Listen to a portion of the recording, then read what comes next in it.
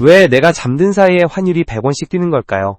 여러분이 밤 11시에 잠들고 아침 7시에 일어났을 때 원달러 환율은 이미 요동치고 있습니다. 한국은행은 문을 닫았는데 말입니다.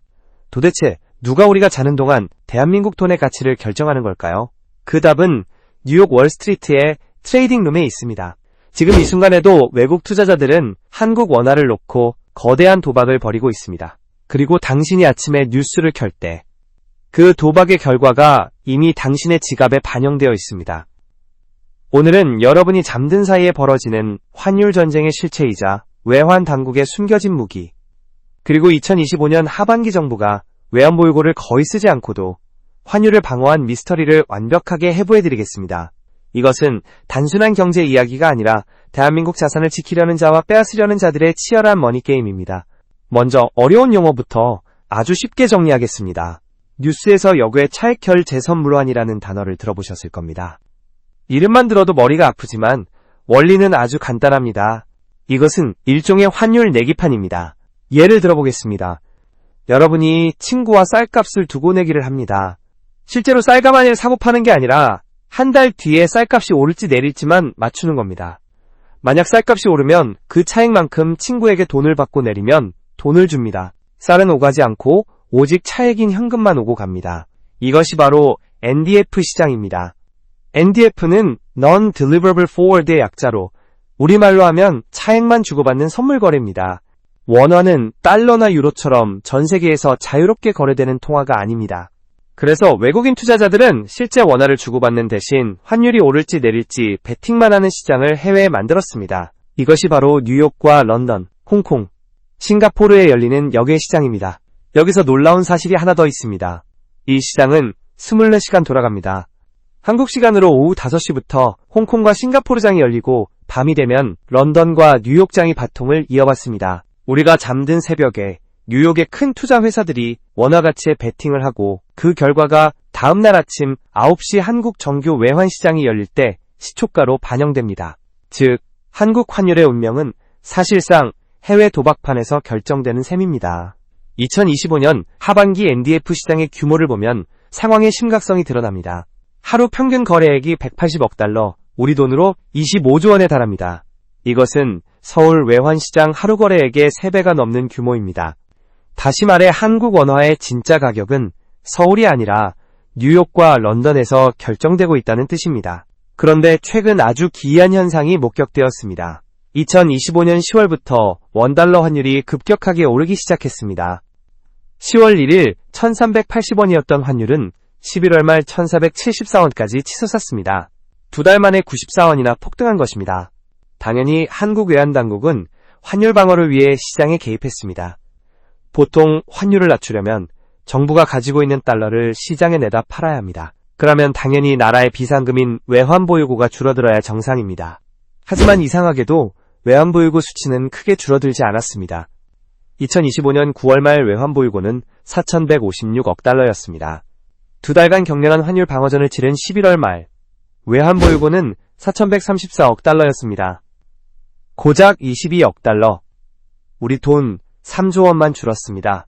시장에서는 분명 정부가 수십조 원 규모로 개입한 흔적이 역력한데 장부상의 달러는 거의 그대로인 미스터리한 상황이 발생한 것입니다.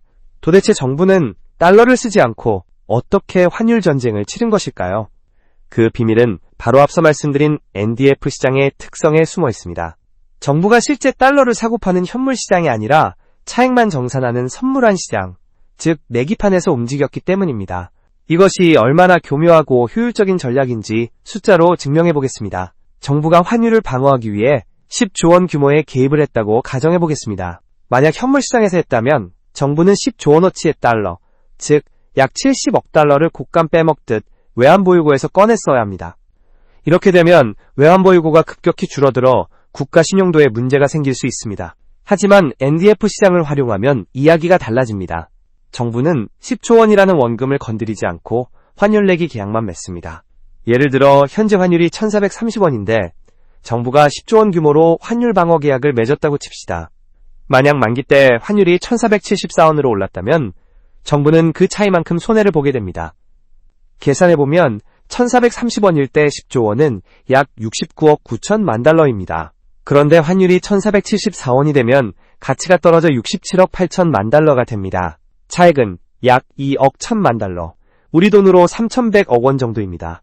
정부는 10조 원 전체를 쓰는 게 아니라 손해본 차액인 2억 1천만 달러만 외환보유고에서 꺼내 정산하면 끝입니다. 결과적으로 시장에는 10조 원 규모의 매도 물량을 쏟아내 환율을 방어하는 효과를 내면서도 실제로는 그 30분의 1도 안 되는 돈만 쓴 것입니다. 이것이 바로 외환보유고가 줄어들지 않은 미스터리의 해답입니다. 미국의 사례를 보면 이 전략의 위력이 더욱 명확해집니다. 2008년 글로벌 금융위기 당시 한국은행은 NDF 시장에서 총 470억 달러 규모의 환율 방어 계약을 맺었습니다. 하지만 실제로 지불한 차액은 12억 달러에 불과했습니다. 470억 달러를 움직인 효과를 내면서 실제로는 12억 달러만 쓴 것입니다.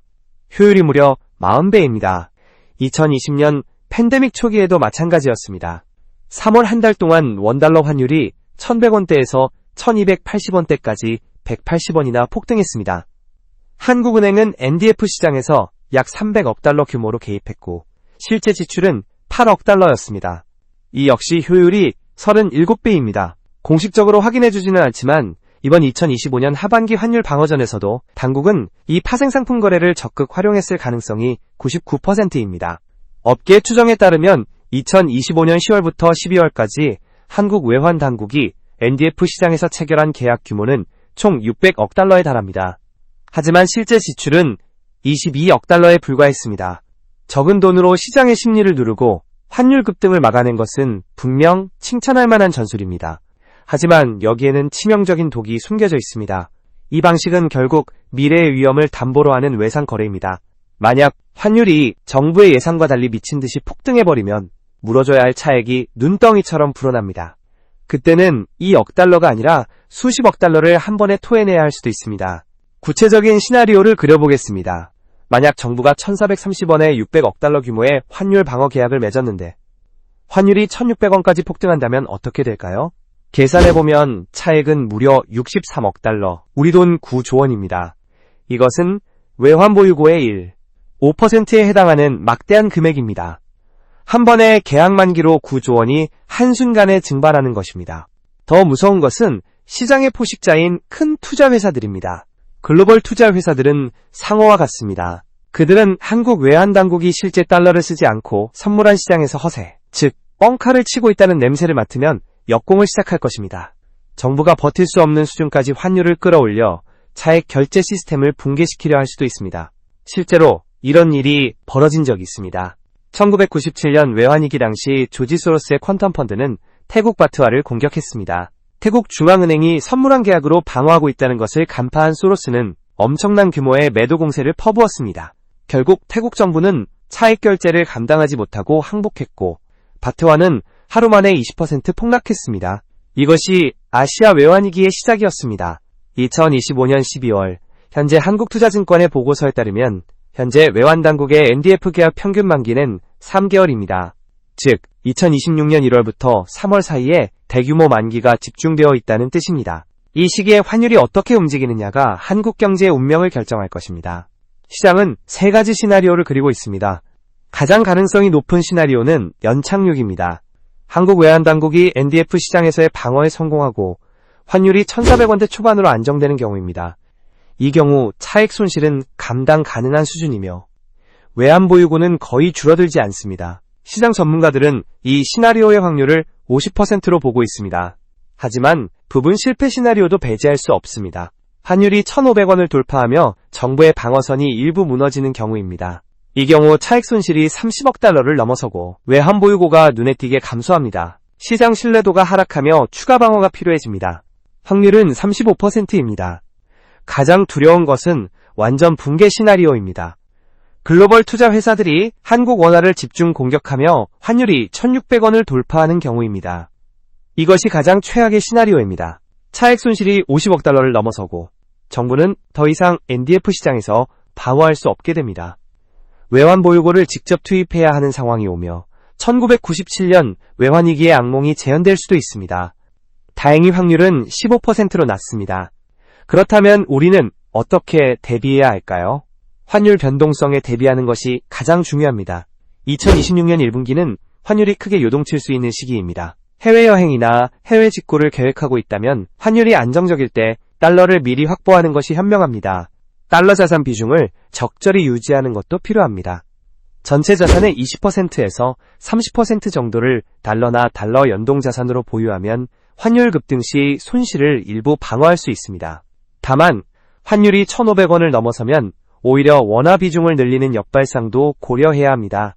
수출기업 주식도 주목할 만합니다. 환율이 오르면 수출기업의 수익성이 개선됩니다. 특히 반도체, 자동차, 조선 등 주요 수출산업의 대표 기업들은 환율 상승의 수혜를 받을 가능성이 큽니다. 실제로 2025년 10월부터 12월까지 환율이 94원 오르는 동안 삼성전자 주가는 8% 상승했습니다. 가장 중요한 것은 뉴스의 이면을 읽는 눈입니다. 외환 보유고 안정적이라는 헤드라인에 안심할 것이 아니라 NDF 시장에서 어떤 일이 벌어지고 있나를 따져봐야 합니다. 정부의 의도는 명확합니다. 최소한의 비용으로 환율을 방어하려는 것입니다. 하지만 글로벌 투자 회사들의 공격이라는 암초를 만났습니다. 이 힘겨루기의 균형추가 어디로 기우느냐에 따라 2026년 당신의 지갑이 결정될 것입니다. 환율 시장은 총성 없는 전쟁터입니다. 외환 당국이 영리하게 적은 비용으로 방어선을 구축한 것은 다행이지만 상어떼가 득실거리는 이 바다에서 영원한 승리는 없습니다. 우리가 잠든 사이에도 뉴욕과 런던에서는 대한민국의 불을 지키려는 자와 빼앗으려는 자들의 치열한 숫자 싸움이 계속되고 있습니다. 여러분은 지금 역사적 전환점을 목격하고 있습니다. 2026년 1분기는 한국 외환 당국의 NDF 전략이 성공할지 실패할지 판가름 나는 결정적 시기입니다. 데이터는 거짓말하지 않습니다. 하루 25조 원 규모의 역외시장, 600억 달러의 NDF 계약, 94원 폭등한 환율, 3개월 후 집중된 만기. 이 모든 숫자가 가리키는 방향은 하나입니다. 여러분이 자는 동안 벌어지는 환율 전쟁. 그 승부는 2026년 3월에 결정됩니다. 준비된 자만이 자산을 지킬 수 있습니다. 이 영상이 도움이 되셨다면 구독과 좋아요 부탁드립니다. 여러분의 작은 클릭 하나가 더 나은 컨텐츠를 만드는 큰 힘이 됩니다.